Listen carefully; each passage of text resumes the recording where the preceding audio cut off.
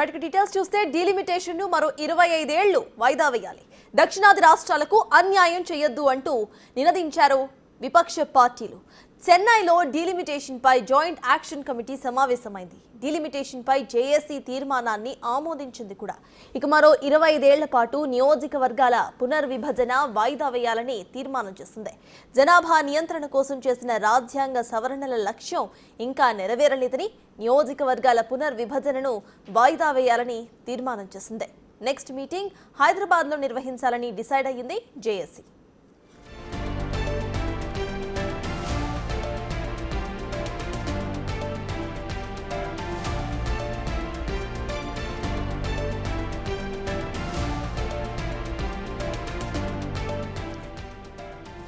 దక్షిణాది రాష్ట్రాల హక్కుల విషయంలో అందరూ కలిసి రావాలని పిలుపునిచ్చారు సీఎం రేవంత్ రెడ్డి.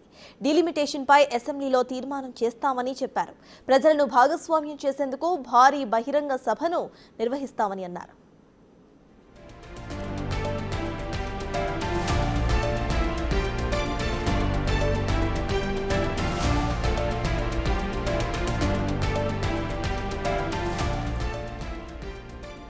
దక్షిణ భారతదేశంపై కొనసాగుతున్న విపక్ష పార్టీలకు అతీతంగా పోరాడాల్సిన సమయం ఆసన్నమైందని అన్నారు పీసీసీ చీఫ్ మహేష్ కుమార్ గౌడ్.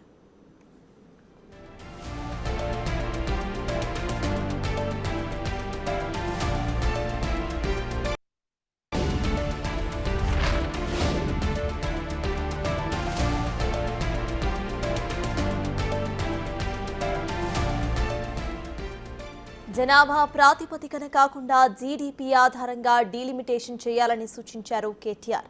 ముందుగా అసెంబ్లీ సీట్లను పెంచాలని సూచించారు. While any federal government if it were to perform in a truly federal spirit, they should be encouraging high performing states. Telangana today, we are only 2.8% of India in terms of population, but we contribute to 5.2% of India's GDP. So we are literally punching double our weight. But if you are going to reduce our number from 17 to whatever is being proposed in a pro rata basis or whatever other logical, pretext the government of India is going to come forward with, is not going to help India emerge a superpower. If India truly has to break its shackles and become an economic superpower, a cultural superpower, a social superpower by 2047, 100 years after completion of independence, then I do believe that we have to remember one simple thing: stronger the states, stronger the country. Cooperative federalism should be the order of the day, not coercive federalism. While any federal government if it were to perform in a truly federal spirit, they should be encouraging high performing states.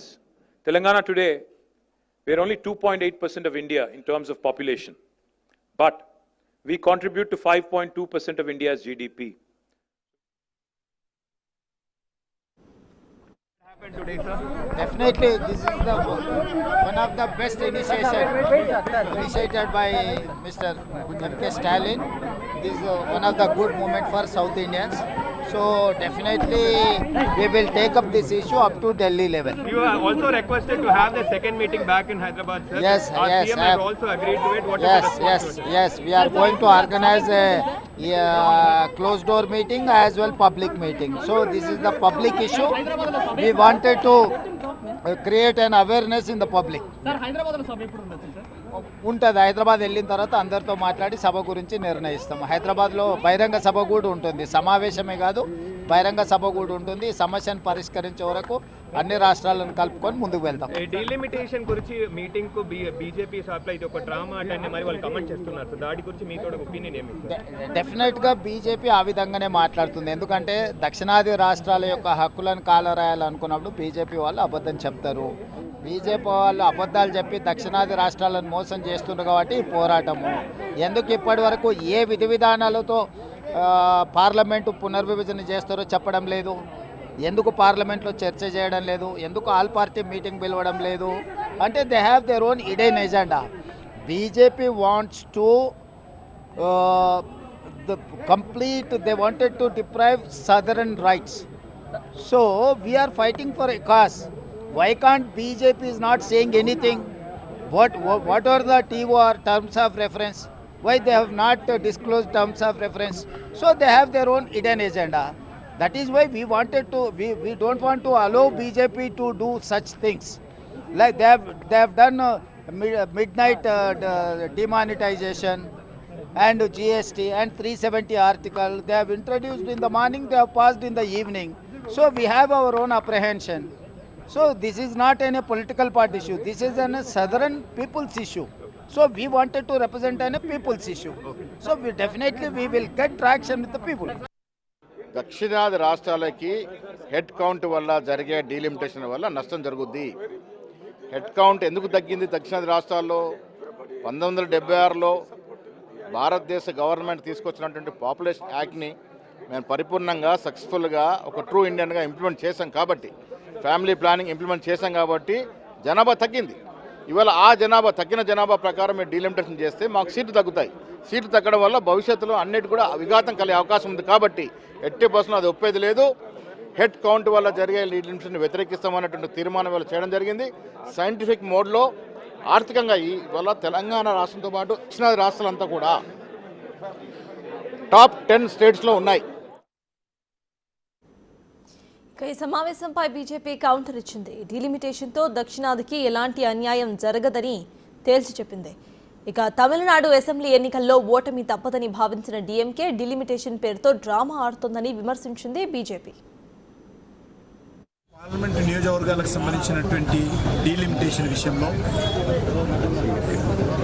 దక్షిణ భారతదేశానికి అన్యాయం జరుగుతుందనేటువంటి ఒక తప్పుడు ప్రచారం ఈరోజు Congress party కానీ, TRS party కానీ, DMK party కానీ చేపడతా ఉంది.